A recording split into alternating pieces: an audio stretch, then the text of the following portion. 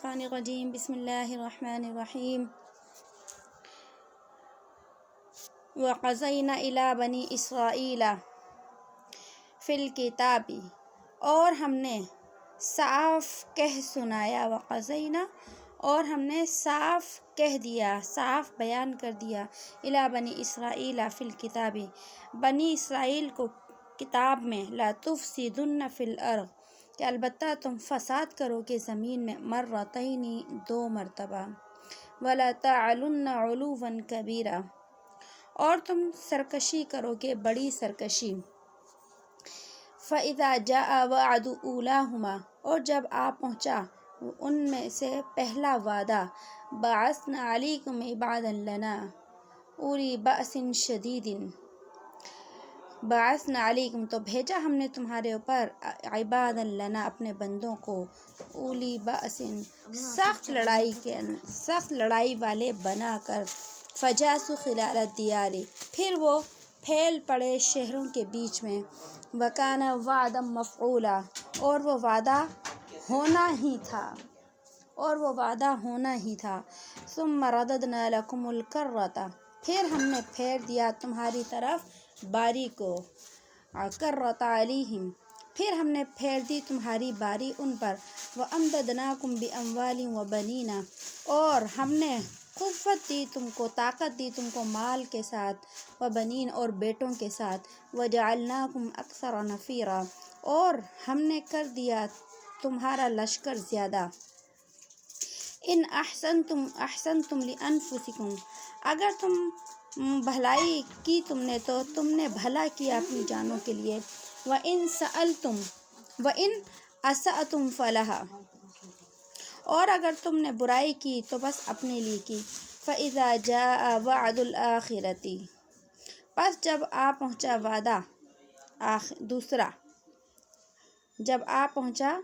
وعدہ دوسرا، لِيَسُوءُ تاکہ بندے اداس کر دیں، وجوہکم تمہارے چہروں کو، وَلِيَدْخُلُوا الْمَسْجِدَ اور وہ داخل ہو جائیں مسجد کے اندر، كَمَا دَخَلُوهُ أَوَّلَ مَرَّةٍ جیسا کہ وہ داخل ہو گئے تھے پہلی مرتبہ، وَلِيُتَبِّرُوا مَا عَلَوْا تَتْبِيرًا اور خراب کر دیں جس جگہ وہ غالب ہوں پوری خرابی، عَسَىٰ رَبُّكُمْ أَن يَرْحَمَكُمْ قریب ہے کہ تمہارا رب یہ کہ تم پر رحم کرے، وَإِنْ عُدْتُمْ عُدْنَا اور اگر تم وعدے سے پھر جاؤ گے تو ہم وہی کریں گے، وَجَعَلْنَا جَهَنَّمَ لِلْكَافِرِينَ حَصِيرًا اور بنایا ہم نے جہنم کو کافروں کے لیے قید خانہ۔ اللہ رب العزت نے قرآن کریم کی ان آیات کے اندر جو ہے وہ بنی اسرائیل کا تذکرہ فرمایا ہے کہ یہ جو بنی اسرائیل تھی یہ قوم اللہ کی بڑی نافرمان قوم تھی، تو اللہ رب العزت نے بنی اسرائیل کے حق میں اس دور کے اندر، جس دور کا واقعہ یہاں بیان کیا جا رہا ہے، اس دور کے اندر اللہ نے ان کے لیے ایک فیصلہ فرمایا تھا، وعدہ بھی فرمایا تھا۔ اللہ نے فیصلہ ان سے یہ اپنا فیصلہ سنایا تھا کہ جب تک تم اللہ تعالیٰ کی اطاعت کرتے رہو گے تو دین اور دنیا کے اندر کامیاب رہو گے، اور تمہیں اللہ دین کے ساتھ آخرت کے ساتھ دنیا کی بھی ترقیاں اور کامیابیاں عطا فرمائیں گے، اور جب کبھی تم دین سے انحراف کرو گے، دین سے منہ موڑو گے تو تمہیں دنیا میں ہی ذلیل اور خوار کر دیا جائے گا، اور دین سے منہ موڑنے کی وجہ سے اللہ تمہارے اوپر جو ہے دشمنوں کے ہاتھوں جو ہے وہ کیا کرے گا، تمہیں سزا دلوائے گا، کہ وہ تمہاری جو ہے وہ سزا کس طریقے سے دیں گے کہ اللہ ہی تمہیں مغلوب کر دے گا، اور یعنی تم جنگ میں ان سے ہار جاؤ گے اور وہ جنگ میں جو ہے تمہارا دشمن وہ جیت جائے گا، اور جب وہ جنگ میں تم سے جیتے گا تو تمہاری جان کا بھی نقصان کرے گا اور تمہارے مال کا بھی نقصان کرے گا، اور اس کے ساتھ ساتھ اللہ نے ان کے لیے فیصلہ فرمایا، ان کو بتایا تھا کہ اگر تم نے اللہ کی نافرمانی کی تو تمہارا جو قبلہ ہے جسے بیت المقدس کہتے ہیں وہ بھی دشمن کے ہاتھوں کے اندر چلا جائے گا، اور اگر تم اللہ کی نافرمانی کرو گے تو اللہ کے جو دشمن ہیں یعنی کافر جو ہیں وہ بیت المقدس کے اندر گھس کر بیت المقدس کی بے حرمتی کریں گے، اس کی توڑ پھوڑ کریں گے، کیونکہ بنی اسرائیل جو ہے ان کے نزدیک بھی بیت المقدس کی عظمت ہے، تو اس نے فرمایا کہ جو بیت المقدس اصل تو ہے ہی عظمت والی جگہ، لیکن یہ ہوگا کہ تمہاری بدعملی کی وجہ سے تمہاری اس مقدس مسجد کو بھی کیا کریں گے، اللہ پاک جو ہے تمہاری بدعملی کی وجہ سے یہ بھی ویران ہوگی۔ تو قرآن کریم نے یہاں پر جن واقعات کا ذکر کیا ہے، تو یہ پہلا واقعہ جو ہے وہ حضرت سلیمان علیہ السلام جو تھے، جنہوں نے مسجد اقصیٰ تعمیر کی تھی۔ ہم اس واقعے کو تفصیل سے پڑھ چکے ہیں کہ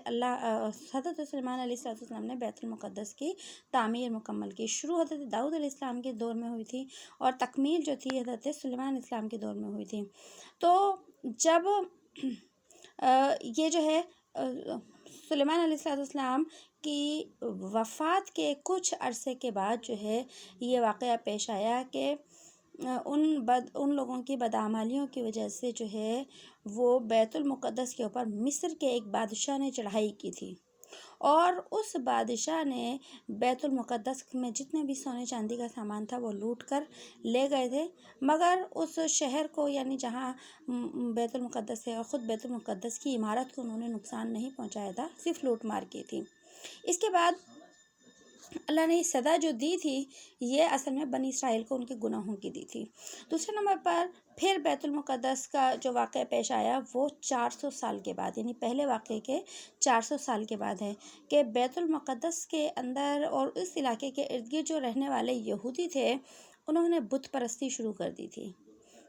حالانکہ یہ بھی اللہ کو مانتے تھے، لیکن انہوں نے اس دور میں بت پرستی شروع کر دی اور آپس میں لڑائی جھگڑے شروع کر دیے۔ تو اس بت پرستی کے اور جھگڑے کی نحوست کی وجہ سے پھر اس دور کے اندر مصر کا جو ایک بادشاہ تھا اس نے جو ہے وہ بیت المقدس کے اوپر چڑھائی کر دی اور بیت المقدس کے اندر لوٹ مار بھی کی، اور اس کے علاوہ جو ہے شہر اور مسجد کی عمارت دونوں کو ہی نقصان پہنچایا۔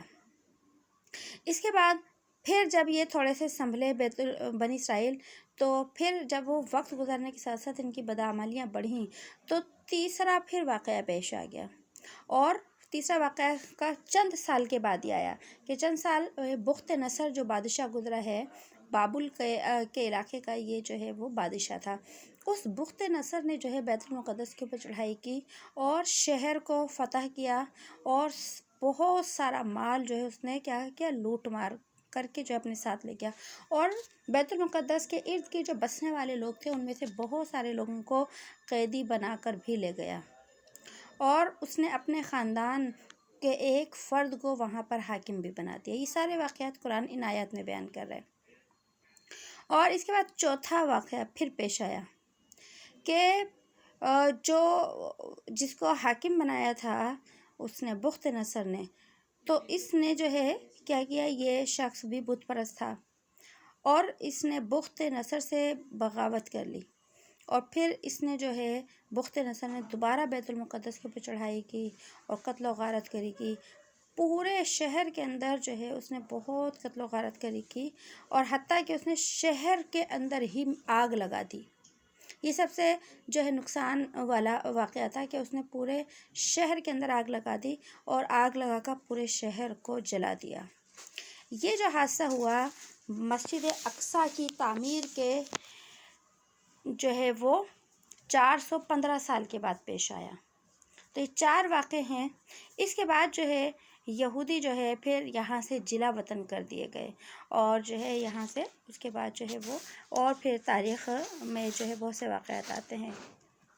اس کے بعد پھر 5واں واقعہ کہ جب ان لوگوں نے کفار نے اللہ سے جو ہے توبہ کر لی تو اللہ نے پھر ان کو جو ہے وہ بیت المقدس جو ہے واپس عطا کر دیا۔ تو پھر جو ہے جب وہ اپنے ماضی کو بھول گئے، پھر جو ہے وہ دوبارہ بدعمالیوں کے اندر لگ گئے، تو پھر جو ہے اس کے بعد پھر جو ہے بیت المقدس ان کے ہاتھ سے چلا گیا۔ اور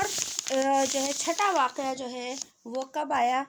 اسلام کے آنے کے بعد چھٹا واقعہ جو ہے وہ پیش آیا کہ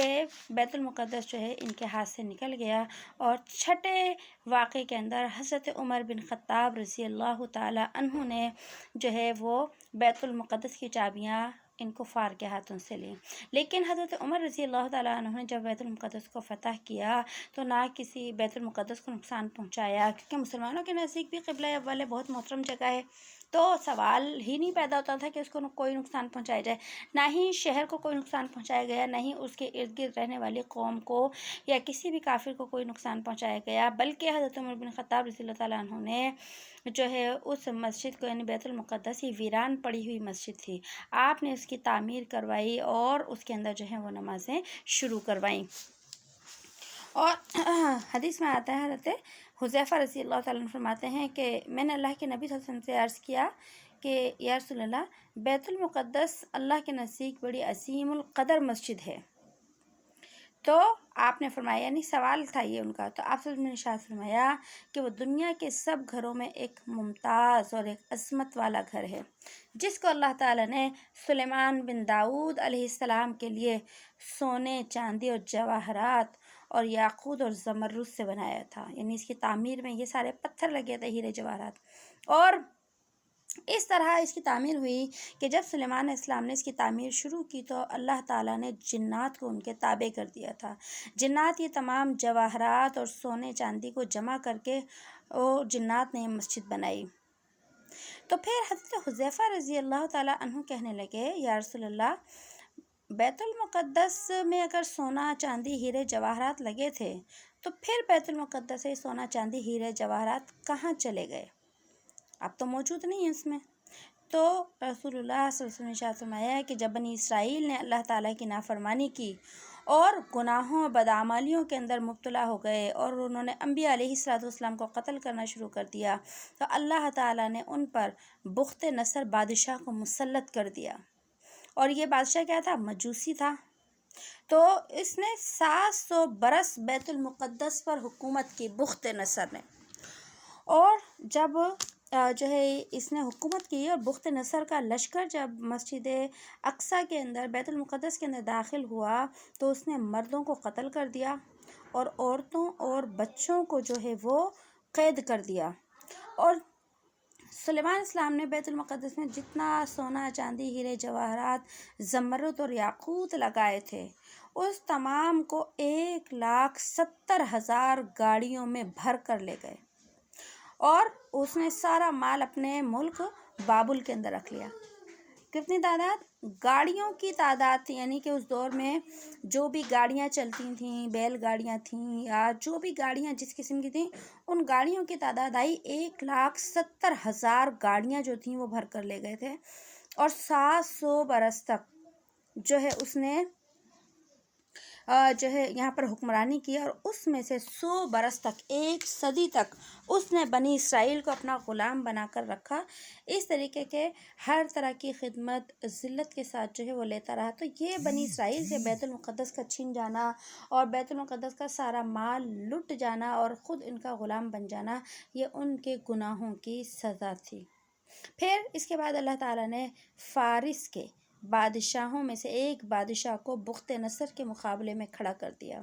اور اس نے بابل کو فتح کر لیا، اور جتنے بنی اسرائیلی اس وقت بابل کے اندر قید تھے ان کو جو ہے وہ آزاد کرا دیا، اور پھر جو ہے اس نے جتنا اموال وہ بیت المقدس سے لائے تھے تو پھر کیا ہوا کہ وہ جو ہے وہ سب کا سب اس نے واپس بیت المقدس کے اندر لوٹا دیا، کہ وہ جو بادشاہ تھا نا، اللہ نے جو ہے وہ اس کو یہ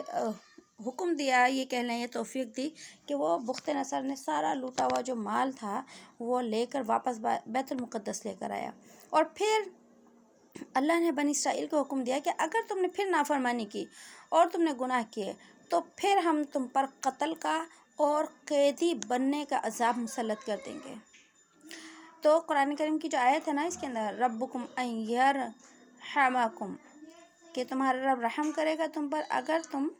دوبارہ وعدہ خلافی نہیں کرو گے، تو یہ لوٹی ہوئی دولت آ گئی۔ جب بنی اسرائیل جو ہے بابل سے واپس بیت المقدس آئے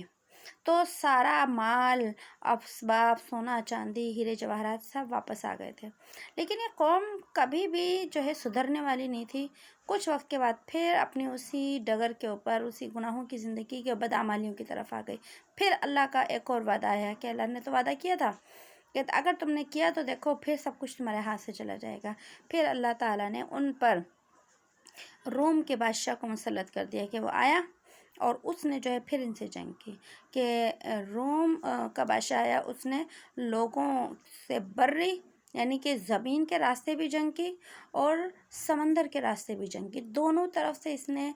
نے جو ہے بنی اسرائیلیوں کے اوپر حملہ کیا، اور اس نے پھر بہت سارے لوگوں کو قید کر دیا اور بہت ساروں کو جو ہے اس نے قتل کر دیا، اور پھر جتنا مال و دولت واپس بیت المقدس لایا گیا تھا بابل سے،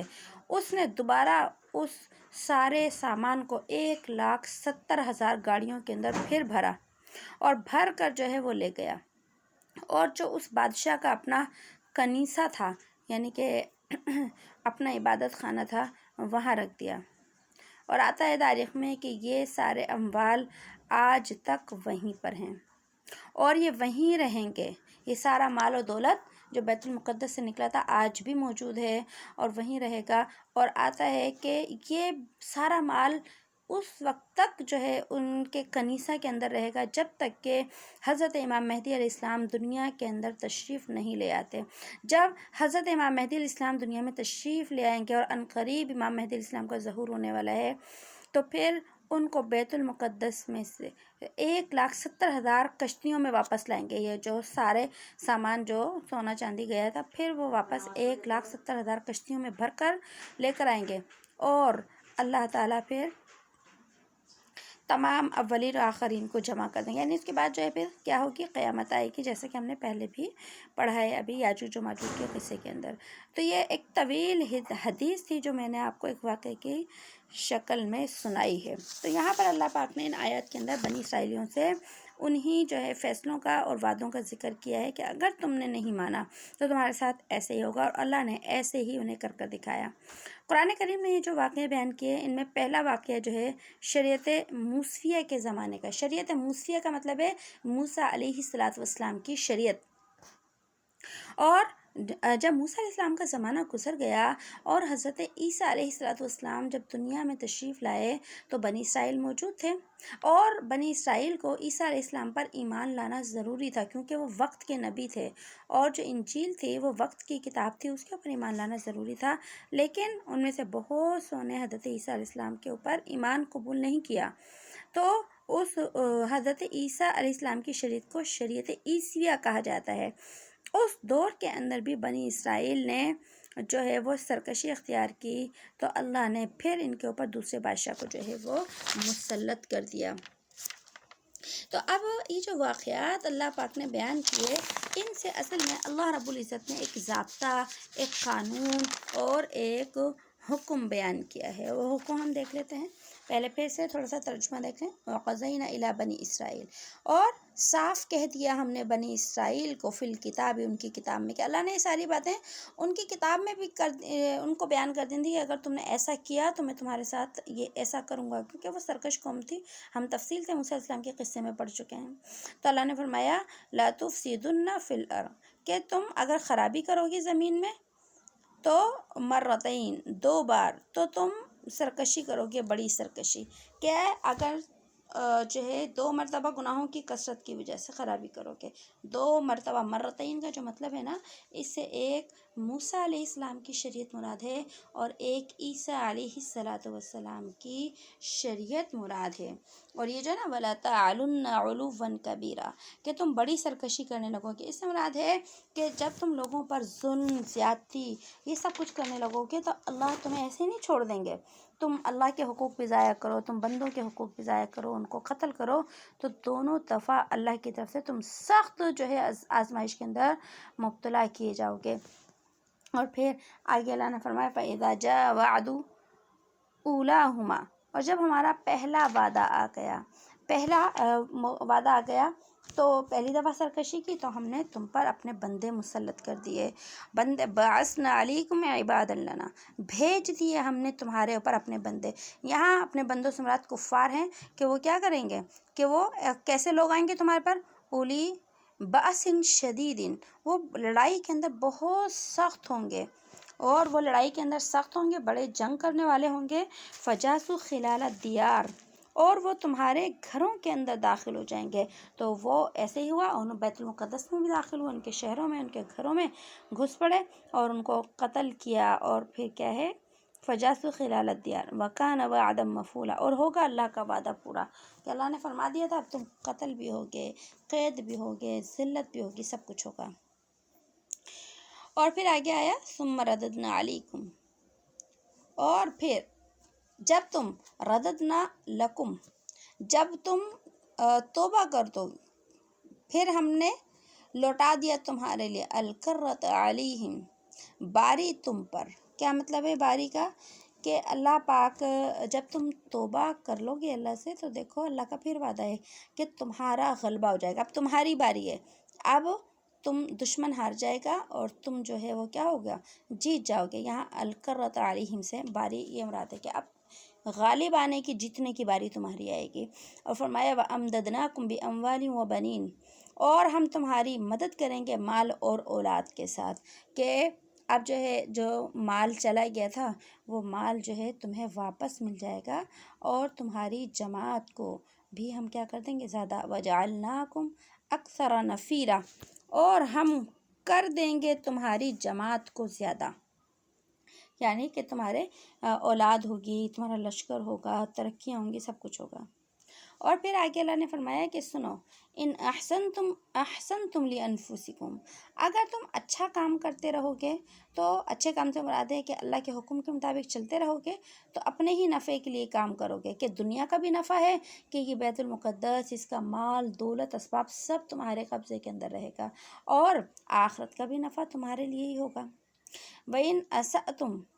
فَلَهَا، اور اگر تم برائی کرو گے تو بس وہ اسی کے لیے، کہ تم میں سے اگر پھر کسی نے اللہ کی نافرمانی کی، اللہ سے بغاوت کی، تو پھر بیت المقدس تمہارے ہاتھ سے چلا جائے گا، اور جو ہے پھر کیا ہوگا کہ آخرت کی بھی سزا ہوگی اور دنیا کی بھی سزا ہوگی۔ اور پھر آگے فرمائے فَإِذَا جَاءَ وَعْدُ الْآخِرَةِ، جب آ پہنچے گا تمہارے پاس دوسرا وعدہ، کہ دوسری مرتبہ کہ اگر تم نے پھر خرابی کی، فساد پھیلایا، تو پھر تم کیا کرو گے کہ ہم تم پر دوسرے لوگوں کو مسلط کر دیں گے، اور جب دوسرے لوگوں کو مسلط کر دیں گے وہ اتنے سخت ہوں گے لڑائی کے اندر کہ تمہارے چہروں کو تبدیل کر دیں گے، تمہارا چہرہ بگاڑ دیں گے۔ مطلب کیا ہے چہرہ بگاڑنے کا؟ تمہیں اتنا ماریں گے، پہلے والوں نے اتنا نہیں مارا ہوگا جتنا تمہیں بعد والے ماریں گے۔ ایک بندہ بار بار جرم اگر کرتا ہے تو پھر سزا سخت ہو جاتی ہے، پہلی مرتبہ سزا اتنی سخت نہیں ہوتی، لیکن بار بار اگر وہ ایک ہی جرم کرتا ہے تو پھر اس کی سزا سخت ہو جاتی ہے۔ یہاں پہ اللہ نے فرمایا اب اگر تم نے دوبارہ کیا تو وہ تمہیں اتنا ماریں گے کہ تمہارا چہرے بگاڑ دیں گے، اور اس کے ساتھ جو ہے کیا ہوگا کہ وَلِيَدْخُلُوا الْمَسْجِدَ، کہ وہ داخل ہو جائیں گے تمہاری مسجد میں، بیت المقدس کے اندر داخل ہو جائیں گے، جیسے کما دخلوہ اول مرۃ، جیسے کہ پہلے لوگ داخل ہوئے تھے، اور ان کا زور جو ہے ہر ایک کے اوپر چلے گا، ہر ایک کے اوپر، کہ پہلے والوں نے اتنا نقصان نہیں پہنچایا ہوگا بیت المقدس کو اور تمہیں، جتنا بعد والے جو ہے وہ تمہیں پہنچائیں گے۔ اور اگر عسیٰ ربکم ان یرحمکم، قریب ہے کہ تمہارا رب رحم کرے تم پر، وَإِنْ عُدْتُمْ عُدْنَا، کہ اللہ فرما رہے ہیں کہ تمہارا رب جو ہے اگر تم شریعت محمدیہ کی اتباع کر لو، یہاں سے جو ہے نبی صلی اللہ علیہ وسلم کے دور کے جو کافر تھے ان کا ذکر ہے کہ دیکھو تم سے پہلے تمہاری قوم کے بنی اسرائیل کے جو لوگ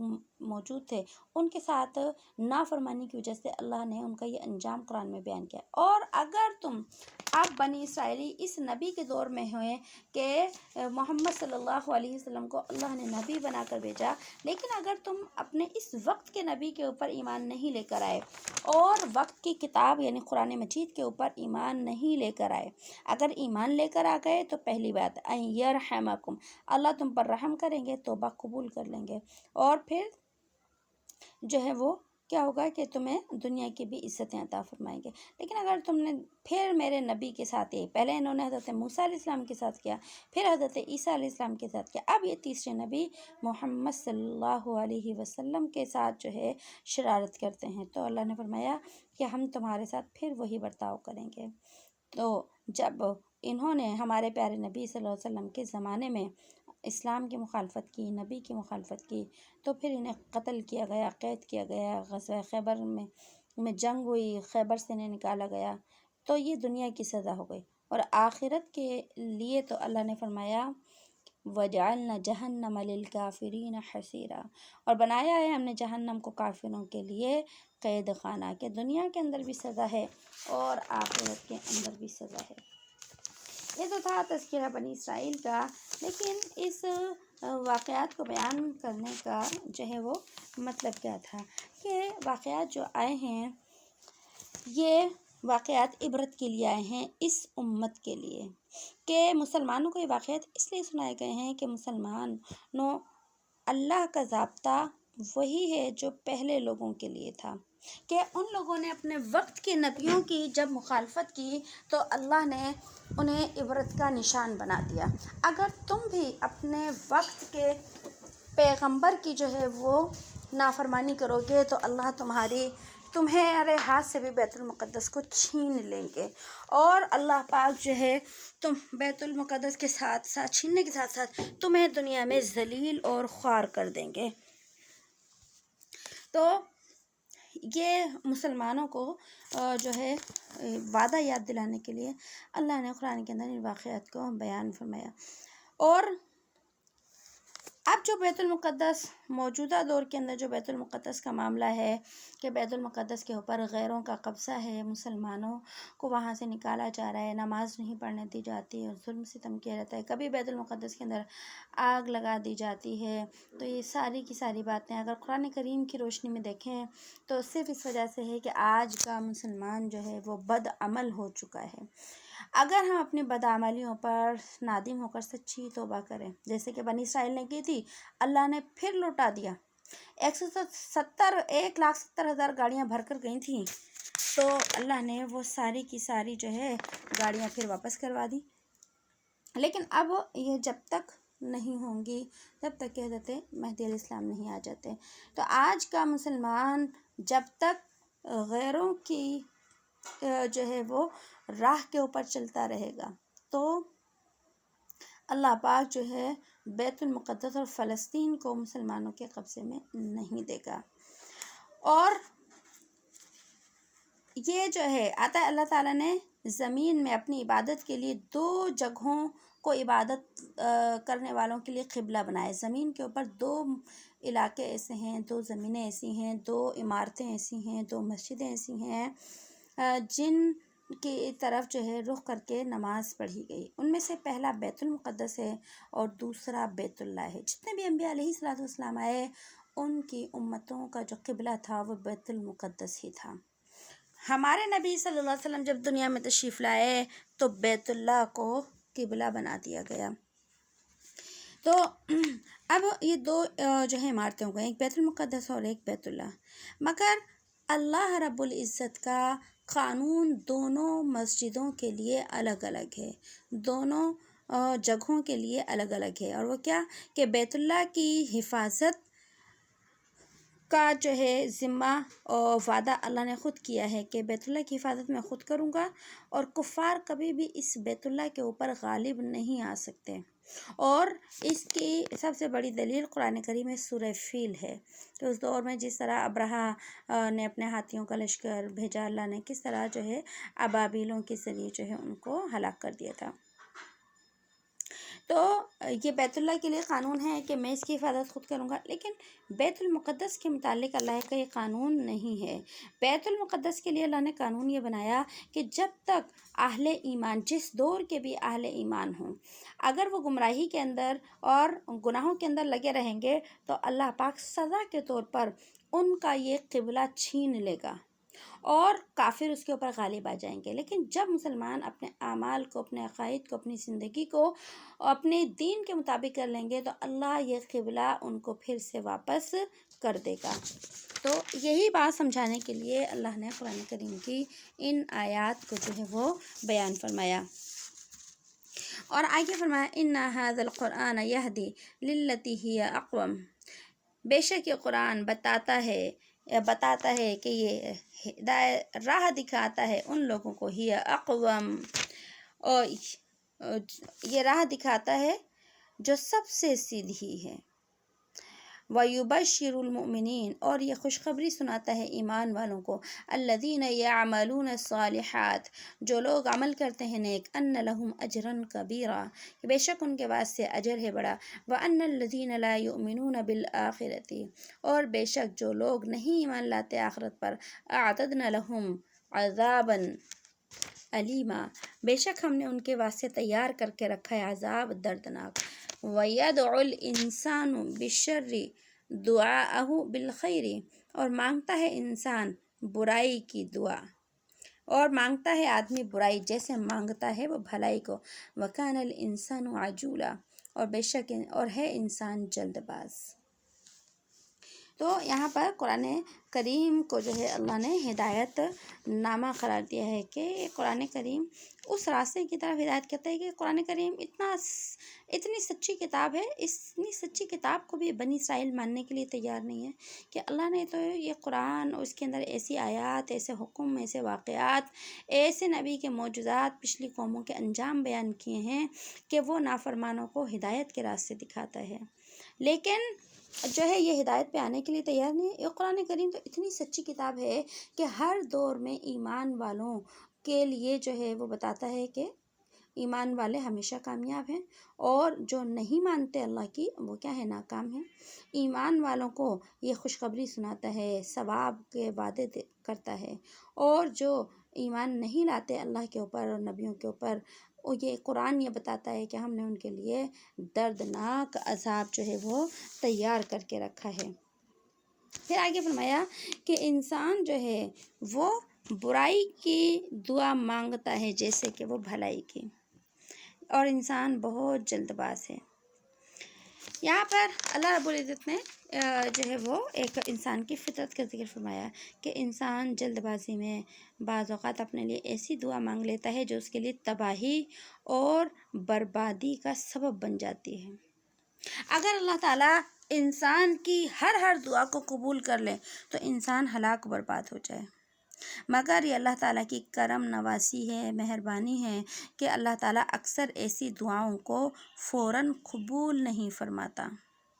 کہ بعض اوقات انسان کسی چیز کے لیے اپنے دعا کر رہا ہوتا ہے، اللہ یہ کام ہو جائے، یہ کام ہو جائے، یہ کر دے، یہ کر دے، وہ مانگتا ہی رہتا ہے، لیکن اللہ کو معلوم ہوتا ہے کہ اس میں اس بندے کا نقصان ہے، اس بندے کے لیے خیر نہیں ہے اس کے اندر، تو اللہ اس کی مانگنے کے باوجود بھی اس کی دعاؤں کو قبول نہیں کرتے۔ کہ اگر انسان تجھے پتہ چل جائے کہ تیرے لیے اس دعا میں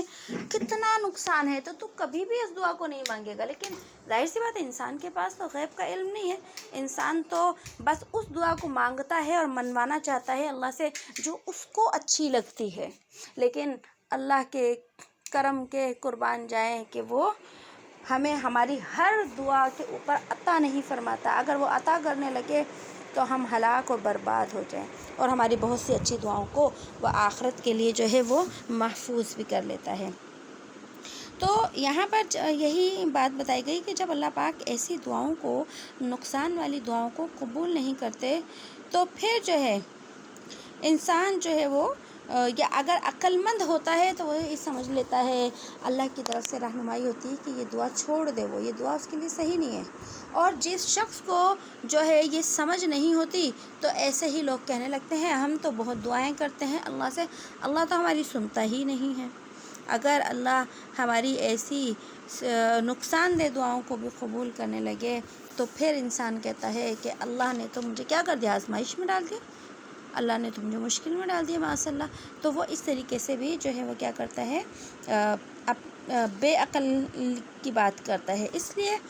اللہ جو ہے، اللہ نے فرمایا ہے کہ انسان طبعی طور پر بہت کمزور ہے، انسانوں کو چاہیے کہ وہ دعا کرنے کے بعد جو ہے وہ کیا کریں، اطمینان رکھیں۔ اور اسی طریقے سے دیکھیے جب بھی اللہ رب العزت سے کسی کام کی دعا کریں، ہمیشہ ہمیں اللہ سے یہ دعا کرنی چاہیے کہ اللہ اگر یہ چیز ہمارے حق میں بہتر ہے، یہ دعا ہمارے حق میں بہتر ہے تو اس کو قبول فرما لے، اور اگر یہ چیز، یہ دعا یا یہ کوئی بھی چیز جو ہم مانگ رہے ہیں اگر ہمارے حق میں بہتر نہیں ہے تو اس کو ہم سے دور کر دے۔ بعض اوقات ہماری دعائیں قبول نہیں ہوتی تو ہمارے دل میں بڑا ملال رہتا ہے اس کی طرف سے، اور بڑی حسرت رہتی ہے کاش ہماری یہ دعا قبول ہو جاتی، تو اسی لیے ہمیں ہمیشہ اللہ سے دعا کرنی چاہیے کہ اللہ اگر خیر ہے تو قبول فرما لے، اگر شر ہے تو اس کو دور کر دے، اور اللہ پھر شر ہے تو دور کر دے اور اس کی چاہت بھی میرے دل سے نکال دے، تو پھر انسان کو افسوس نہیں ہوتا۔ اس لیے ہمیشہ اللہ سے اسی قسم کی، یعنی کہ دنیا جب ہم مانگتے ہیں نا اللہ سے، تو ہمیں اس طریقے سے جو ہے وہ اللہ کی مرضی کے اوپر اس چیز کو موقوف کر دینا چاہیے۔ پھر آگے فرمایا وَجَعَلْنَا اللَّيْلَ وَالنَّهَارَ آیتین، اور بنائے ہم نے رات اور دن دو نشانیاں، فَمَحَوْنَا آیَةَ اللَّيْلِ، پس ہم نے مٹا دیا رات کی نشانی کو، وَجَعَلْنَا آیَةَ النَّهَارِ مُبْصِرًا، اور بنایا ہم نے دن کو دیکھنے کے لیے، لِتَبْتَغُوا فَضْلًا مِّن رَبِّكُمْ، تاکہ تم تلاش کرو فضل اپنے رب کا، وَلِتَعْلَمُوا عَدَدَ السِّنِينَ وَالْحِسَابَ، اور تاکہ تم جان لو گنتی برسوں کی، السنین برسوں کی، سالوں کی، والحساب اور حساب کی، وَكُلَّ شَيْءٍ فَصَّلْنَاهُ تَفْصِيلًا، اور ہر چیز سنائی ہم نے کھول کر۔ کہ اللہ پاک نے پھر جو ہے ان کو نافرمانوں کو اپنی قدرت کی نشانیوں کو بیان کرنا شروع کیا کہ تم اتنے عظیم مالک کی طاقت کا انکار کرتے ہو کہ میرے اوپر ایمان لانے کے لیے تیار نہیں، اور میرے نبی کو نبی ماننے کے لیے تیار نہیں، کہ تم جو ان پتھروں کے بتوں کو سجدہ کرتے ہو یا اللہ کے ساتھ کسی نبی کو یا فرشتوں کو جو ہے شریک کرتے ہو، تو اللہ کو ان کی کیا ضرورت ہے؟ اللہ تو اتنی بڑی طاقت کا مالک ہے کہ وہ رات کو بھی اس نے بنایا، دن کو بھی بنایا، رات کو اس نے تاریک کر دیا اور دن کو اس نے روشن کر دیا۔ اللہ نے یہاں رات اور دن کا تذکرہ، اور پہلے کے سبقوں میں بھی ہم نے بہت دفعہ رات اور دن کا تذکرہ پڑھا ہے کہ روزانہ رات آتی ہے، روزانہ دن آتا ہے، اور اللہ نے رات کو جو ہے وہ تاریک بنایا، اندھیرا ہو جاتا ہے رات میں، اور دن میں جو ہے روشنی ہوتی ہے۔ تو اللہ کی حکمتیں کیا ہیں؟ یہی کہ رات کی تاریکی، رات کے اندر اللہ نے تاریکی اسی لیے کی کہ تاکہ ساری مخلوق آرام سے سو جائے، اور جب اندھیرا ہوتا ہے تو یقیناً ہر ایک کو نیند آنے لگتی ہے۔ اگر اللہ پاک رات میں اندھیرا نہ کرتے تو کچھ لوگ کام کر رہے ہوتے، کچھ لوگ جاگ رہے ہوتے، کچھ لوگ کھیل رہے ہوتے، کچھ لوگ سو رہے ہوتے، تو کسی بھی شخص کا آرام نہیں ہو سکتا تھا۔ اللہ نے رات میں اندھیرا اسی لیے کر دیا تاکہ سب کو سکون کی نیند آ جائے، حتیٰ کہ جانور، درندے، پرندے، ساری کی ساری مخلوق کے سونے کا وقت اللہ نے ایک بنا دیا، آرام کا سب کا وقت ایک ہو گیا۔ پھر اللہ نے دن میں روشنی کیوں بنائی؟ اس لیے کہ جو ہے دو حکمتیں اللہ پاک نے بیان فرمائی کہ دن میں روشنی ایک تو اس وجہ سے کہ آدمی اپنی روزی تلاش کر سکتا ہے۔ دیکھیے محنت مزدوری بھی دن میں ہی ہوتی ہے، اور کاروبار بھی دن میں ہی ہوتا ہے، دکانیں بھی دن میں ہی کھلتی ہیں، اسی کے ساتھ ساتھ انسان نوکری پر بھی دن میں جاتا ہے عموماً۔ تو ان سارے کاموں کے لیے اور دنیا کو چلانے کے لیے سورج کی روشنی کی ضرورت تھی۔ اگر اللہ پاک دن کے اندر بھی سورج کو نہ نکالتے اور دن میں بھی جو ہے وہ اندھیرا ہی ہوتا، تو بتائیے پوری دنیا میں روشنی کرنے کے لیے کتنی لائٹ کی ضرورت پڑتی۔ لیکن آج پوری دنیا میں جب رات ہوتی ہے، جن جن ملکوں میں، حصوں میں رات ہوتی ہے، نہ جانے کتنے کروڑوں اربوں کی تعداد میں بلب لائٹیں جلتی ہوں گی، لیکن جب اللہ کا ایک سورج نکلتا ہے، ایک بلب نکلتا ہے، تو دنیا کے سارے بلب جو ہیں وہ غروب ہو جاتے ہیں، بجھ جاتے ہیں، کہ اللہ کے ایک سورج کے آگے ساری دنیا کی روشنیاں جو ہیں وہ ماند پڑ جاتی ہیں۔ تو اس لیے کہ میرے بندے محنت مزدوری کر سکیں، کما سکیں۔ اور دوسرے نمبر پر بتایا کہ ہم نے یہ سورج کو جو نکالا ہے تو اس کی گردش کی وجہ سے کیا ہوتا ہے؟ رات اور دن بنتے ہیں۔ سورج ظاہر ہے جیسے جیسے سفر کرتا ہے تو اسی سے وقت کا تعین ہوتا ہے۔ صبح جب سورج نکلتا ہے، نکلنے سے پہلے فجر کا وقت ہوتا ہے، نکل جاتا ہے تو جو ہے وہ طلوع فجر ہو جاتا ہے۔ پھر جیسے جیسے سورج آگے بڑھتا ہے، اشراق کا وقت آتا ہے، چاشت کا وقت آتا ہے، پھر سورج آگے بڑھتا ہے، ظہر کا وقت آتا ہے، پھر سورج ڈھلنا شروع کرتا ہے، عصر کا آتا ہے، پھر غروب ہو جاتا ہے تو مغرب کا وقت آتا ہے۔ تو سورج کی اس گردش سے جو ہے وقت بنتا ہے، اور وقت سے پھر کیا ہوتا ہے؟ رات اور دن تبدیل ہوتے ہیں، اندھیرا ہوتا ہے تو رات ہوتی ہے، دن اور غروب ہوتا ہے، سورج تو پھر رات ہوتی ہے، اور طلوع ہوتا ہے تو دن ہوتا ہے۔ اسی سے کیا بنتے ہیں؟ دن بنتے ہیں، دنوں سے ہفتے بنتے ہیں، ہفتوں سے سال بنتے ہیں، اور سالوں سے صدیاں بنتی ہیں۔ اور اس طریقے سے جب 360 دن پورے ہوتے ہیں تو ایک سال جو ہے وہ شمار کیا جاتا ہے۔ اسی طریقے سے جو ہے سورج کے ذریعے دوسرے حسابات بھی جو ہے لگائے جاتے ہیں، جیسے رات اور دن کے آنے کا حساب بھی سورج سے لگتا ہے، اور اسی طریقے سے رات اور دن کا یہ اختلاف سورج سے نہ ہو تو مزدور کی مزدوری، ملازم کی ملازمت، کتنے گھنٹوں کی ملازمت کرنا ہے، یہ سب کا سب جو ہے نا مشکل ہو جائے گا۔ اس لیے اللہ نے فرمایا کہ سورج کے نکلنے سے تم کیا کرتے ہو؟ عدد السنین، کہ گنتی کرتے ہو سالوں کی، والحساب، اور حساب کتاب رکھتے ہو وقت کا، کہ اتنے گھنٹے صبح 8 بجے سے لے کر شام کے 5 بجے تک کیا ہے؟ آپ کی ڈیوٹی ہے۔ صبح فجر کے بعد سے شام عصر تک جو ہے آپ کی کیا ہے؟ ڈیوٹی ہے۔ تو یہ سارے حساب کتاب سورج سے رکھے جاتے ہیں۔ نمازوں کا حساب کتاب بھی سورج سے ہی رکھا جاتا ہے۔ آگے اللہ نے فرمایا کہ ہم نے ہر چیز کو تفصیل سے بیان کر دیا۔ اگر سمجھنے والے اب بھی نہ سمجھیں تو ان کو سمجھانے کے لیے پھر کیا ہوتا ہے؟ اللہ کا عذاب ہی حرکت کے اندر آتا ہے۔ اور آگے اللہ نے فرمایا وَكُلَّ إِنسَانٍ أَلْزَمْنَاهُ، اور ہر انسان الزمناہ لگا دی ہم نے اس پر، طائرہ فی عنقہ، ہم نے لگا دی اس کی بری قسمت اس کی گردن سے، عنق کہتے ہیں گردن کو، وَنُخْرِجُ لَهُ يَوْمَ الْقِيَامَةِ كِتَابًا يَلْقَاهُ مَنْشُورًا، اور ہم وَنُخْرِجُ، اور ہم نکال کر دکھائیں گے، لہو اس کو، یوم القیامت، قیامت کے دن، کتاباً ایک کتاب، یلقاہ منشورا، اور وہ اس کو دیکھے گا، منشورہ کھلی ہوئی، اقرأ کتابک، پڑھ تو اپنی کتاب کو، کفی بنفسک اليوم علیک حسیبا، کافی ہے تو اپنے آپ کو آج کے دن اپنا حساب لینے کے لیے۔ من اہتدی، جو شخص راہ پر آیا، جس شخص نے ہدایت قبول کی، فإنما یہتدی لنفسہ، پس اس نے ہدایت قبول کی اپنے بھلے کے لیے، ومن ضل، اور جس شخص نے گمراہی اختیار کی، فإنما یضل علیہا، پس وہ گمراہ رہا اپنے ہی آپ پر، ولا تزر وازرۃ وزر اخری، اور نہیں کوئی شخص بوجھ اٹھاتا کسی دوسرے کا بوجھ، نہیں بوجھ اٹھائے گا، یا یوں کر لیں ترجمہ، ولا تزر وازر، اور نہیں کسی پر بوجھ پڑتا، وزر اخری، کسی دوسرے کا بوجھ، وما کننا معذبین، اور ہم نہیں عذاب دیتے کسی کو، حتی نبعث رسولا، یہاں تک کہ ہم بھیجیں اس کے پاس کوئی رسول۔ اب یہاں پر اللہ پاک نے پھر غافل انسان کو آگے کی منزلیں دکھائی ہیں کہ قیامت کے دن کیا ہوگا،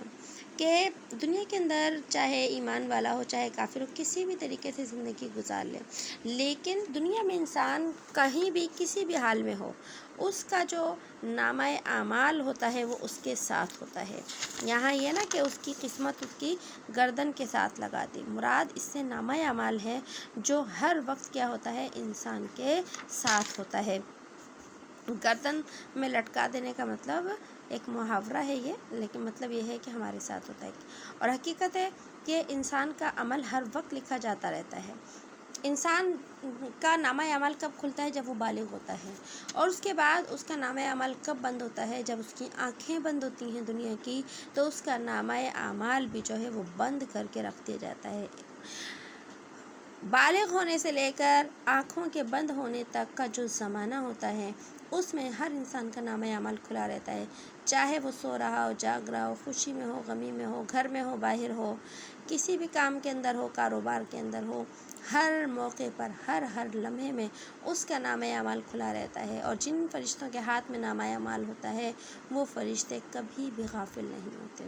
کیونکہ نہ وہ سونے کے محتاج ہیں، نہ وہ کھانے کے محتاج ہیں، نہ وہ پینے کے محتاج ہیں، نہ آرام کے محتاج ہیں۔ ان کی کسی سے کوئی رشتہ داری نہیں ہے، تعلق داری نہیں ہے، نہ کوئی انہیں رشوت دے سکتا ہے۔ تو اللہ نے فرما دے تمہارے ساتھ لگا رہتا ہے۔ جب انسان مرتا ہے تو بند کر کے رکھ دیا جاتا ہے۔ پھر آگے اللہ نے جو ان کا انجام بیان کیا کہ قیامت کا جب دن ہوگا تو یہ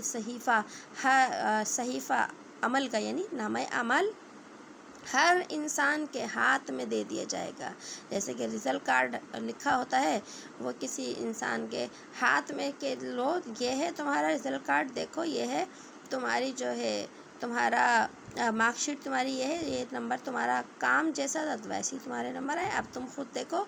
تمہیں پاس ہونا چاہیے تھا یا فیل ہونا چاہیے تھا۔ تو اللہ نے یہی جو ہے وہ کیا ہے ایک مثال بیان کی ہے کہ جب قیامت کا دن ہوگا وَنُخْرِجُ لَهُ يَوْمَ الْقِيَامَةِ کہ ہم نکالیں گے اس کے لیے قیامت کے دن، قیامت کے جب اللہ کے دربار میں آئے گا تو ہم ایک نامہ اعمال نکالیں گے اور يَلْقَاهُ مَنشُورًا اور وہ اس کو کھلا ہوا دیکھے گا، کھلا ہوا کہ اس کو دیکھنے میں کوئی پریشانی نہیں ہوگی، سب کچھ لکھا ہوگا۔ پھر اللہ فرمائیں گے اقرأ کتابک تو پڑھ اپنے نامہ اعمال کو، دیکھ میں اس میں کیا لکھا ہے، کفی بنفسک الیوم علیک حسیبا آج کے دن تو ہی اپنا حساب کتاب لینے کے لیے کافی ہے کہ میں تو تجھے تیرا انجام بعد میں بتاؤں گا، پہلے اپنا یہ نتیجہ دیکھ لے کہ تجھے پاس ہونا چاہیے، تجھے فیل ہونا چاہیے، تو جنت کا حقدار بنے گا یا تو جہنم کا حقدار بنے گا۔ آج تو خود ہی کیا کر لے، فیصلہ کر لے۔ اور اس دن کوئی شخص یہ سوچے کہ جس کو پڑھنا ہی نہیں آتا ہوگا، دنیا میں بہت سارے لوگ ہیں ان پڑھ، انہیں نہیں آتا ہوگا پڑھنا تو وہ کیسے پڑھے گا، تو یہ دنیا کا معاملہ ہے، وہ آخرت کا معاملہ ہے۔ دنیا میں جو ان پڑھ شخص ہوگا آخرت میں وہ بھی اس نامہ عمل کو دیکھ کر کیا کر لے گا، پڑھ لے گا کہ نامہ اعمال میں لکھا کیا ہے، یہ اللہ کی طرف سے ہوگا حکم۔ حضرت ابو امامہ رضی اللہ تعالیٰ عنہ ان سے یہ حدیث نقل ہے، آپ سے ارشاد فرمایا قیامت کے روز، قیامت کے دن بعض لوگوں کا نامہ اعمال ان کے ہاتھ میں دیا جائے گا۔ جب اللہ ان کا نامہ اعمال ہاتھ میں دیں گے تو وہ دیکھے گا کہ اس میں تو نامہ اعمال میں بعض نیکیاں لکھی ہوئی نہیں ہے میں نے تو دنیا میں بڑی نفلیں پڑھی تھیں، بڑی نمازیں پڑھی تھیں، بڑے صدقہ و خیرات کیے تھے، زکوٰۃیں بھی دی تھیں، بڑی ذکر تسبیحات کی تھی، بہت سارے نیک کام کیے تھے، صدقہ و خیرات کیا تھا، لیکن وہ اس میں کہیں نظر نہیں آ رہے مجھے لکھے ہوئے۔ جیسے آج دنیا میں بچے پرچے کرتے ہیں، نمبر نہیں ملتے کہ ہم نے تو اتنا اچھا پرچہ کیا تھا، نمبر تو ملے ہی نہیں اس کے، تو وہ اللہ سے پوچھے گا اللہ میرے وہ نامہ اعمال میں وہ نیکیاں نہیں لکھی ہوئی، تو اللہ سے یہی سوال کرے فلاں بھی عمل تھا وہ لکھا ہوا نہیں اس میں، تو اللہ تعالیٰ کی طرف سے جواب ملے گا کہ ہم نے ان اعمال کو اس لیے مٹا دیا کہ تم لوگوں کی غیبت کیا کرتے تھے۔ اللہ اکبر، کتنی بڑی بات ہے ہم جیسوں کے لیے۔ اور یہ طویل حدیث میں بھی آیا ہے کہ انسان کے مقبول اعمال، دیکھیے انسان کا ہر عمل مقبول نہیں ہوتا، ہر نماز مقبول نہیں ہوتی، ہر روزہ مقبول نہیں ہوتا، ہر نفل، ہر صدقہ خیرات، زکوٰۃ، یہ عبادات لازمی نہیں ہے کہ ہماری مقبول ہو جائیں۔ اللہ جس کو جو اس کی پسند میں آ جائے گی، اس کی نظر میں آ جائے گی، وہ اسی کو قبول کرتا ہے۔ ہم لاکھ کرتے رہیں، کرنا تو ہم نے ہے، نمازیں فرض تو پڑھنی ہے، لیکن قبول کیا ہوتا ہے یہ نہیں معلوم۔ تو اللہ کے ہاں نامہ اعمال میں سے وہ نیکیاں مٹائی جاتی ہیں جو کہ مقبول ہوتی ہیں، اور جب انسان دنیا میں ایک دوسرے کی غیبت کرتا ہے، برائیاں کرتا ہے، ایک دوسرے کو تکلیف پہنچاتا ہے زبان سے، ہاتھ سے، یا کسی بھی طریقے سے گالی گلوچ کے ذریعے سے، جھگڑے سے، تو اس کے وہی سارے مقبول اعمال جو ہیں وہاں سے اس کے نامہ اعمال میں منتقل کر دیے جاتے ہیں۔ اللہ پاک ہم سب کو اپنی زبانوں کے صحیح استعمال کی توفیق عطا فرمائے۔ انسان اور خاص طور پر ایک عورت اگر اپنی زبان کو کنٹرول کر لے تو وہ 90% گناہوں سے بچ سکتی ہے۔ اس زبان کو دیکھیے اللہ نے کیسا بنایا ہے کہ زبان کو اللہ نے 32 دانتوں کے گرد بنایا ہے، اور پھر زبان کے اوپر جو ہے اللہ نے جو ہے وہ 2 ہونٹ بھی لگا دیے کہ یہ 32 دانتوں کے دیوار کو توڑ کر اور 2 ہونٹوں کے تالے کو کھول کر جلدی سے باہر نہ نکلے۔ لیکن آج ہم سب جو ہے اور ایک مسلمان عموماً اپنے زبان سے جتنے گناہ کرتا ہے، کسی اپنے ہاتھ پیروں سے اتنا نہیں ہمارے گناہ ہوتے ہیں جتنے گناہ ہماری زبان کے ذریعے ہو سکتے ہیں۔ اسی لیے اللہ کے نبی نے فرمایا من صمت نجا، جس نے خاموشی اختیار کی وہ کامیاب ہو گیا۔ خاموشی یعنی گناہ سے خاموشی، ہاں اپنی زبان کو نیکی کے اندر، خیر کے اندر جتنا استعمال کر سکتے ہیں کریں، کم ہے، لیکن جہاں گناہ ہو تو وہاں خاموشی اختیار کر لی جائے، تو اسی کے اندر جو ہے وہ عافیت ہے۔ معراج کے واقعہ ہم پڑھ رہے تھے، اسی سے مناسبت ہے کہ جب نبی صلی اللہ علیہ وسلم معراج سے دنیا میں واپس تشریف لائے تو صحابہ کو بھی بتایا، صحابیات کو بھی بتایا۔ تو صحابیات جب سن رہی تھیں، پردے میں تھیں، تو اللہ کے نبی نے فرمایا کہ اے عورتوں، میں نے تمہیں کثرت سے جہنم میں جلتے ہوئے دیکھا ہے۔ تو جب صحابیات نے سنا کہ ہم جہنم میں کثرت سے جائیں گے تو رونے لگی۔ اللہ کے نبی سے پوچھا، اللہ کے نبی کس وجہ سے ہم جہنم میں کثرت سے جائیں گے؟ تو اللہ کے نبی نے فرمایا کہ اپنی 2 گناہوں کی وجہ سے۔ فرمایا کہ تم شوہر کی ناشکری بہت ہو، شوہر کی ناشکری بہت ہو، کہ شوہر کی ناشکری اور شوہر کی ناشکری عورت جو ہے اللہ کی بھی کیا ہوتی ہے، ایک طرح سے ناشکری ہوتی ہے۔ جو انسانوں کا شکر گزار نہیں ہوتا تو وہ اللہ کا شکر گزار نہیں ہوتا۔ اور اب دیکھیے شوہر کی ناشکری کا مطلب کیا ہے کہ گھر میں ہر طرح کے حالات ہوتے ہیں، پریشانیاں آتی ہیں، اور بیوی ظاہر سی بات ہے کوئی مشورہ ہے، کوئی شکایت ہے، وہ بھی شوہر سے ہی کرے گی، کوئی اس کا مطالبہ ہے، کوئی ضرورت ہے، وہ بھی شوہر سے ہی کہے گی۔ تو اس قسم کی بات یا کوئی مطالبہ یا کوئی ایشو کو حل کرنا ناشکری نہیں ہے، اپنے مسائل کو شوہر کے سامنے رکھنا ناشکری نہیں ہے، بلکہ جو اس کے گھر کے حالات ہیں، معاملات ہیں، ان کے اوپر ناشکری کرنا کہ مجھے تو کبھی زندگی میں کوئی سکھ ہی نہیں ملا، میں نے تو اس آدمی سے کوئی سکھ ہی نہیں پایا، اس قسم کے جو الفاظ ہیں یہ ناشکری کے اندر آتے ہیں۔ تو جو بندوں کا ناشکرہ ہوتا ہے وہ جو ہے اللہ کا بھی ناشکرہ ہوتا ہے۔ تو یہ واقعہ معراج سے ہی متعلق ہے۔ اسی طرح اس کے ساتھ دوسری حدیث بتا دوں، اللہ کے نبی صلی اللہ علیہ وسلم نے ارشاد فرمایا لم یشکر اللہ من لم یشکر الناس، کہ جو شخص لوگوں کا شکر ادا نہیں کرتا وہ اللہ کا بھی شکر گزار نہیں بن سکتا۔ اس لیے ہمارے دین نے، ہماری شریعت اسلامیہ نے یہ ہمیں ادب سکھایا ہے کہ دنیا میں بھی جب کوئی بندہ کسی بندے کے کام آئے تو اس کا شکریہ ادا کرے۔ ہمارے ہاں اردو میں اس کے لیے شکریہ کا لفظ آتا ہے، انگلش میں اس کے لیے اپنا لفظ ہے، عربی میں اس کے لیے جزاک اللہ خیرن کا لفظ آتا ہے یا جزاک اللہ خیرن کا لفظ آتا ہے، کہ ہماری شریعت اسلامیہ نے ایک دوسرے کا شکریہ ادا کرنے کی ہمیں تلقین کی ہے کہ ہر معاملے کے اندر ایک دوسرے کا شکر گزار بنو۔ جب تم دنیا کے معاملے کے اندر شکر گزار بنو گے تو پھر کیا ہوگے کہ تم اللہ کے بھی شکر گزار بن جاؤ گے۔ تو نبی علیہ السلام نے عورتوں کی جو ایک بہت بڑی جو ہے وہ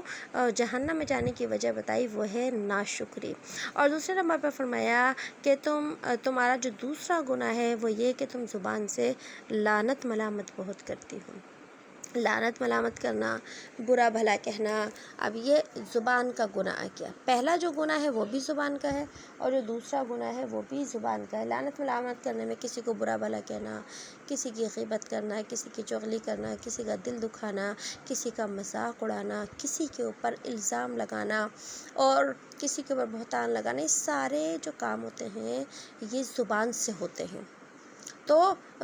اس لیے فرمایا اللہ کے نبی نے من صمت نجا، جس نے خاموشی اختیار کی وہ کامیاب ہو گیا۔ تو خاموشی یعنی گناہوں سے خاموشی مراد ہے۔ تو یہاں پر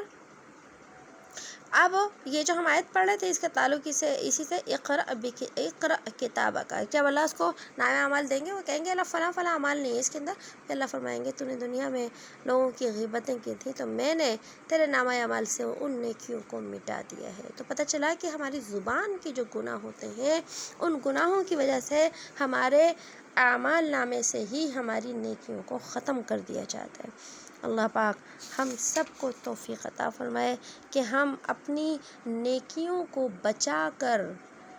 جو ہے وہ لے جانے والے بچے ہیں۔ نیکیاں کرنا مشکل نہیں ہے اتنا، نیکیوں کو بچا کر لے جانا بہت مشکل ہے۔ اور آگے فرمایا منی اہتدیٰ، جو شخص ہدایت کے اوپر آیا فإنما یہتدی لنفسہ، تو بس اس نے ہدایت کی اپنے آپ کے، اگر کوئی دنیا میں اچھا کرتا ہے تو اپنے آپ کے لیے ہی کرتا ہے، اور ومن غل فإنما یضل علیہا، جو گمراہی کرتا ہے، جو بہکتا ہے، بس اپنے ہی جو ہے وہ برے کے لیے ہوتا ہے۔ تو اچھا کرو گے تو اچھا ہوگا، برا کرو گے تو برا ہوگا، یہ دنیا کا بھی دستور ہے اور یہ قرآن کا بھی فیصلہ ہے۔ اور آگے فرمایا کہ نہیں کسی کے اوپر بوجھ ڈالا جائے گا، کسی کا بھی جو ہے وہ بوجھ، مطلب بوجھ کیا ہے کہ اگر دنیا کے اندر کوئی شخص گناہ کر رہا ہے، کوئی کفر کر رہا ہے، تو اس کے کفر کا، اس کے گناہ کا جو عذاب ہے اس کے گھر والوں کو اس طرح نہیں ہوگا کہ کافر شخص ایک ہے اور اس کے کفر کا جو عذاب ہے اس کی ایمان والی اولاد کو دیا جائے یا دوسروں کو دیا جائے، نہیں، ایسا نہیں ہے۔ جو شخص دنیا میں خود گناہ کرتا ہے تو ظاہر سی بات ہے اس کو خود ہی اس کا نقصان ہوتا ہے۔ ہاں، اگر کوئی شخص کسی کو گناہ کے اوپر آمادہ کرتا ہے تو اب اس کے کہنے میں آ کے اگر کوئی شخص گناہ کرتا ہے تو یاد رکھیے گناہ اس کو بھی ملے گا جو کر رہا ہے، سزا اس کو بھی ملے گی جو کر رہا ہے، اور سزا اس کو بھی ملے گی جو کہ کیا کر رہا ہے، جس نے اس کو اس گناہ کے اوپر آمادہ کیا۔ جس طرح انسان نیکی کرتا ہے، اگر کوئی شخص کسی کو نیکی کے راستے کے اوپر لے کر آتا ہے تو جس طرح نیکی کرنے والے کو ثواب ملتا ہے، اسی طریقے سے نیکی کے اوپر لانے والے کو بھی ثواب ملتا ہے۔ کسی کو نماز کی دعوت دے دی ہم نے، اب ہماری دعوت سے الحمدللہ اس نے نماز پڑھنا شروع کر دی، اب اس نمازی کو بھی ثواب مل رہا ہے اور ہمیں مفت کا ثواب مل رہا ہے۔ اسی طریقے سے اگر کسی کے کہنے کی وجہ سے کسی نے جو ہے وہ گناہ کے کام کیے تو اب اسی طریقے سے دونوں گناہ کے اندر کیا ہوں گے، برابر کے شریک ہوں گے۔ ہاں، کوئی شخص انسان اپنی مرضی سے گناہ کرتا ہے، دوسرے کا کوئی اس میں دخل نہیں ہوتا، تو اب کسی دوسرے کو اس کی سزا نہیں دی جائے گی۔ اور آگے تو اللہ نے فرمایا وَلَا تَزِرُ، کہ کسی پر کسی کا بوجھ نہیں پڑے گا۔ اور آگے فرمایا وَمَا كُنَّا مُعَذِّبِينَ، اور ہم نہیں ہلاک کرتے کسی کو یہاں تک کہ ہم بھیج دیں ان کے پاس رسول۔ کہ اللہ نے فرمایا کہ میں نے دنیا کے اندر جو ہے کسی بھی قوم کو اس وقت تک ہلاک نہیں کیا جب تک کہ میں نے ان کے پاس نبی نہیں بھیج دیے۔ اللہ اگر نبی نہیں بھیجتے تو بھی جو ہے اللہ کی ذات کو ماننا ضروری تھا دنیا میں پھیلی ہوئی نشانیوں کے ذریعے، لیکن اللہ نے کسی بھی دور کے اندر انسانوں کو اکیلا نہیں چھوڑا، ہر دور کے انسانوں کے پاس پیغمبر اور رسول آئے۔ اس لیے اللہ نے فرمایا کہ پہلے میں نبی بھیجتا، کتابیں بھیجتا، صحیفے بھیجتا، دعوت بھیجتا، وحی بھیجتا، نبی دعوت دیتے، سمجھاتے رہتے، برسوں گزر جاتے، اگر وہ نہیں مانتے تو میں ان کو عذاب دیا کرتا تھا، یہ نہیں کہ پہلی ہی دفعہ میں کیا کر دیا، میں نے کسی قوم کو ہلاک کر دیا۔ اور یہ جو مشرکین مکہ ہیں ان کی ہدایت کے لیے بھی میں نے نبی کو بھی بھیجا اور کتاب قرآن مجید کو بھی بھیجا، اور قرآن میں بہت ساری آیات بیان کر دی۔ اگر اب اتنی آیات کے آنے کے باوجود بھی اگر یہ نہیں مانیں گے تو اب ان کو کیا دی جائے گی، سزا دی جائے گی۔ اور آگے فرمایا وَإِذْ أَرَدْنَا، اور جب ہم نے چاہا، ہم نے ارادہ کیا أَن نُهْلِكَ قَرْيَةً، کہ ہم ہلاک کر دیں، برباد کر دیں کسی بستی کو، امرنا، تو ہم نے حکم بھیجا مترفیہا، اس کے اندر عیش کرنے والے لوگوں کو، فَفَسَقُوا فِيهَا، پھر انہوں نے نافرمانی کی اس میں، فَحَقَّ عَلَيْهَا الْقَوْلُ، پھر ثابت ہو گئی ان پر ہماری بات، فَدَمَّرْنَاهَا تَدْمِيرًا، پھر ہم نے اکھاڑ پھینکا ان کو اکھاڑنا، وَكَمْ أَهْلَكْنَا، اور وَكَمْ أَهْلَكْنَا مِنَ الْقُرُونِ مِن بَعْدِ نُوحٍ، اور کتنی ہی بستیوں کو ہلاک کر دیا ہم نے نوح کے بعد، وَكَفَى بِرَبِّكَ بِذُنُوبِ عِبَادِهِ خَبِيرًا بَصِيرًا، اور کافی ہے تیرا رب اپنے بندوں کے گناہوں کو، اپنے بندوں کے گناہوں کی خبر رکھنے والا اور دیکھنے والا۔ کہ اللہ پاک نے پھر ان کو جو ہے نصیحت کے لیے یہ آیات بیان فرمائی کہ جب ہم جو ہے کوئی بستی کے لوگ جو ہے نا وہ نہیں مانتے نبی کے آنے کے بعد اور دین کے آنے کے بعد جو ہے وہ کیا کرتے ہیں، نہیں مانتے اور نبیوں کا کیا کرتے ہیں، مذاق اڑاتے ہیں۔ بعض قومیں نے، بنی اسرائیل نے تو بہت سارے نبیوں کو ہی قتل کر دیا تھا۔ تو پھر جو ہے وہ جب ایمان کے مقابلے میں کفر کے اندر بڑھتے چلے جاتے ہیں تو پھر کیا ہے، اللہ نے فرمایا کہ میں ان کو ہلاک کرنے کا ارادہ کرتا ہوں، کہ جب یہ نہیں مانتے تو اب زمین کو ان سے کیا کر دیا جائے گا، پاک کر دیا جائے گا۔ اب اللہ نے اپنے یہاں پر عذاب کی ایک اور شکل بتائی ہے یہاں پر، اور عذاب کے نازل ہونے کی ایک وجہ بتائی ہے کہ اب ہوتا کیا ہے کہ ایسی صورت میں جو اس قوم کے مالدار جو لوگ ہوتے ہیں تو ان کو اللہ پاک کیا کر دیتے ہیں، ان کے ہاتھوں مالدار بھی ہوتے ہیں اور بہت بے عمل بھی ہوتے ہیں، یوں کہیں کہ عیاش، اس قوم کے سب سے بدترین جو لوگ ہوتے ہیں، عیاش جو لوگ ہوتے ہیں، ان کو حاکم بنا دیا جاتا ہے، اور اس قوم کے اندر ایسے لوگوں کی کثرت کر دی جاتی ہے کہ جو لوگ جو ہے وہ مکمل طریقے سے کیا ہوتے ہیں، اللہ کے نافرمان ہوتے ہیں، عیش و عشرت کی زندگی کے اندر اللہ کی نافرمانیاں خود بھی کرتے ہیں اور دوسروں کو بھی اللہ کی نافرمانی کے اوپر کیا کرتے ہیں، تیار کرتے ہیں۔ جب بہت سارے لوگ مل کر عیش کے عشرت کے اندر جو پڑھ کر اللہ کی نافرمانی کرتے ہیں تو پھر اللہ پاک کا کیا ہوتا ہے، ان کے اوپر عذاب آ جاتا ہے۔ یہاں پر اللہ نے اس آیت میں جو ہے وہ مترفیہ سے اس قوم کے مالدار لوگوں کا جو ہے وہ ذکر فرمایا ہے کہ مالدار لوگ، دیکھیے جب وہ مالدار لوگ ہوں جن کے پاس پیسہ کثرت سے ہو اور پھر وہ حاکم میں وقت بھی بن جائیں تو ان کے پاس مال بھی ہوتا ہے، طاقت بھی ہوتی ہے، تو پھر کیا ہوتا ہے کہ جب مالدار لوگ اور حاکم بھی ہوں وہ جب برے ہو جائیں نا تو ان کی عوام جو ہے نا خود بخود ان کو دیکھ کر متاثر ہو جاتی ہے اور بے عمل ہو جاتی ہے۔ یہ تو بالکل ہمارے ایک مشاہدے کی بات بھی ہے کہ دیکھیے کہ اگر کوئی فیشن کہہ لے، کوئی بھی ایسا فیشن بے حیائی کا ہو یا کسی بھی ایسی چیز کا ہو، تو اگر وہ مالدار لوگوں کی طرف سے، مالدار سے مراد اللہ کے جو نافرمان ہوتے ہیں نا، سارے مالدار تھوڑی اللہ کے نافرمان ہوتے ہیں، ایسے مالدار، جیسے میں آج کی مثال میں کہہ لوں، ابھی یہ ہمارے ایکٹرز ہیں اور اس طرح کے فلمی اداکار ہیں، اس طرح کے سنگرز ہیں، ان کی طرف سے کوئی فیشن نکل آئے، اب ہماری جو عوام ہوتی ہے نا بس اس کو، ان کے فالوورز ہوتے ہیں، بس وہ ان کو دیکھ کر پھر جینا شروع کر دیتے ہیں، جو وہ کر رہے ہیں نا بس انہی کو دیکھ کر انہوں نے سب کچھ کرنا شروع کر دیا۔ تو یہ ہے، یہاں یہ بتایا گیا ہے کہ مالدار لوگوں کی طور طریقوں کو لوگ جلدی قبول کرتے ہیں۔ ظاہر ہے جو غریب ہوتا ہے نا وہ اگر صحیح کر رہا ہو، غلط کر رہا ہو، لوگ اس کو فالو نہیں کرتے، جو مالدار ہوتے ہیں لوگ ان کو فالو کرتے ہیں، یا جو دنیا میں بڑے مشہور لوگ ہوتے ہیں لوگ ان کو فالو کرتے ہیں، اس لیے یہاں پر مترفیہ سے آیا جو مالدار بھی ہیں، مشہور بھی ہیں، ان کے پاس طاقت بھی، ان کے پاس عہدے بھی ہیں، فَفَسَقُوا، تو وہ فاسق ہو جاتے ہیں، فیہا، اس زمین کے اندر، فَحَقَّ عَلَيْهَا الْقَوْلُ، تو ان کے اوپر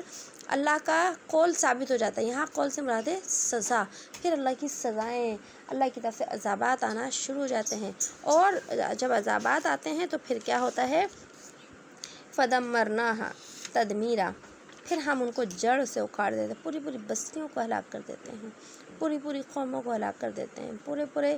جو ہے ان کی نسلوں کو اللہ پاک کیا کرتے ہیں، ہلاک کر دیتے ہیں۔ اور اے لوگوں، اگر تمہیں یقین نہیں آتا تو دیکھو نوح علیہ السلام کی قوم، نوح علیہ السلام کے بعد بھی ہم نے بہت ساری قوموں کو ہلاک کیا،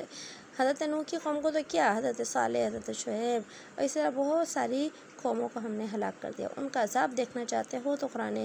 ان کا انجام دیکھنا چاہتے ہو تو قرآن کریم کی آیات کو پڑھ لو، اور آگے فرمایا وَكَفَى بِرَبِّكَ بِذُنُوبِ عِبَادِهِ، تیرا رب کافی ہے اپنے بندوں کے گناہوں کی خبر رکھنے کے لیے، وہ اکیلا کافی ہے، کون کہاں کس وقت کس طریقے سے گناہ کر رہا ہے، وہ عالم الغیب ہے، ہر چیز کو جاننے والا ہے، لہٰذا اگر میرے بندو تم چھپ کر بھی گناہ کرتے ہو، تمہارا رب ان رات کے پردوں کے اندر بھی تمہارے گناہوں کو دیکھتا ہے، اور تمہارے اکیلے محفلوں کے اندر بھی گناہوں کو دیکھتا ہے، تم اپنے رب سے اپنے گناہوں کو نہیں چھپا سکتے، لہٰذا اگر تم نے اپنے رب سے دنیا کے لوگوں سے تو چھپا لیا اور اللہ سے نہیں چھپا سکتے، اور وہی اللہ کیا ہے، تمہارے اوپر عذاب نازل کرنے والا ہے۔ تو آج کا سبق ہم بس یہیں تک رکھتے ہیں، انشاءاللہ اگلا سبق جو ہے ہم کل پڑھیں گے۔ ریکارڈنگ کو دوبارہ سے سن لیجیے گا اور انشاءاللہ جو ہے پھر ہم اس کے اندر سے بھی ٹیسٹ لیں گے، اور جن لوگوں نے ٹیسٹ نہیں دیا ہے وہ بھی ٹیسٹ دے دیں آپ لوگ۔ بسم اللہ الرحمن الرحیم، سبحان اللہ وبحمدہ، سبحانک اللہم وبحمدک، نشہد ان لا الہ الا انت، نستغفرک ونتوب الیک، سبحان ربک رب العزۃ عما یصفون، وسلام علی المرسلین، والحمد للہ رب العالمین۔ السلام علیکم ورحمۃ اللہ وبرکاتہ۔